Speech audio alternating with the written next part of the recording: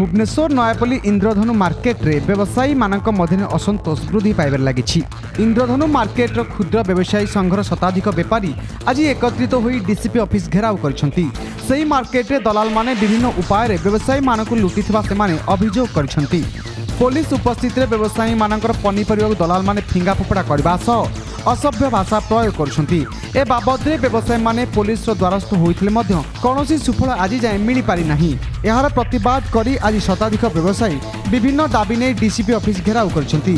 सेमानक दाबी गुड़िक भितर रही व्यवसायी मानक ऊपर आक्रमण करथिबा अभियुक्त को यथाशीघ्र गिरफ करा जाऊ, उठा दोकानी मानक थैथान करबा सहित इलेक्ट्रिक संयोगीकरण करिया पई सेमाने दाबी रे निवेदन करछंती।